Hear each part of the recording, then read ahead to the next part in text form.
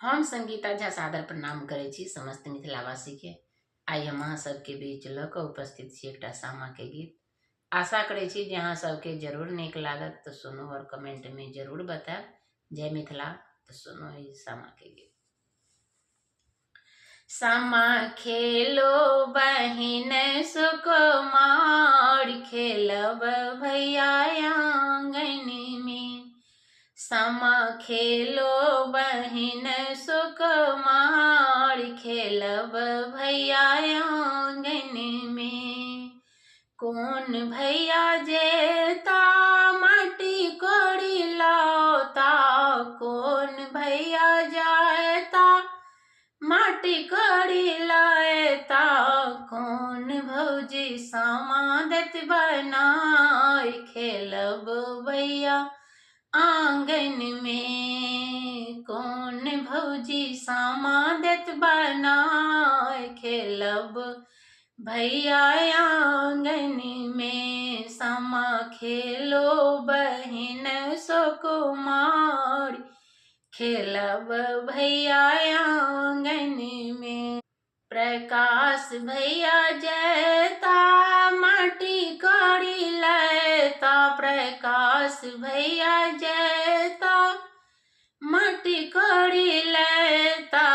अहब भौजी सामा देत बनाए, खेलब भैया आंगन में। अहब भौजी सामा देत बनाए, खेलब भैया आंगन में। सामा खेलो बहिन सुकुमार, खेलब भैया आंगन में।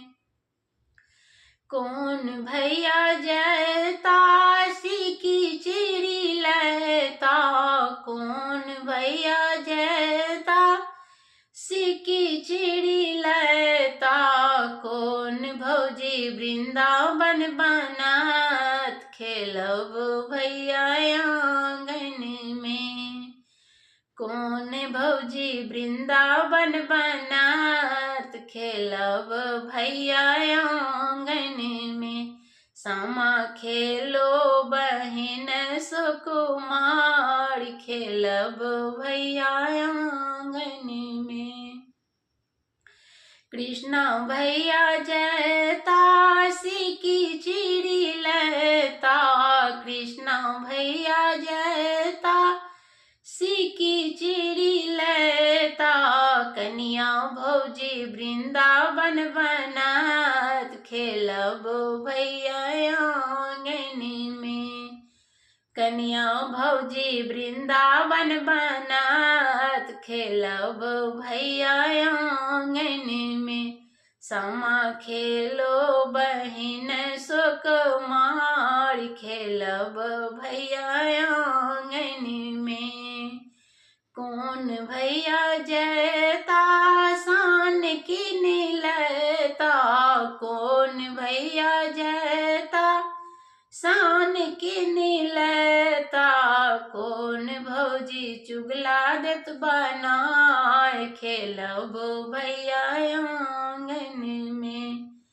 कौन भौजी चुगला देत बनाए, खेलब भैया आंगन में।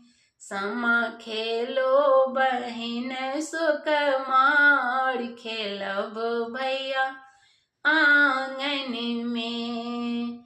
सब भैया जैता सान किन लेता, सब भैया जैता सान किन लेता। सभे भौजी चुगला देत बनाए, खेलब भैया आंगन में। अहब भौजी चुगला देत बनाए, खेलब भैया आंगन में।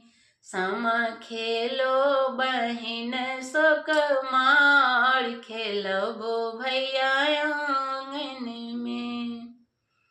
धन्यवाद। आशा करै छी जे अहाँ सबके जरूर नीक लागल है, तो लाइक कमेंट शेयर जरूर कैल करू।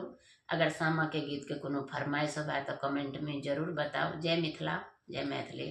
प्रणाम।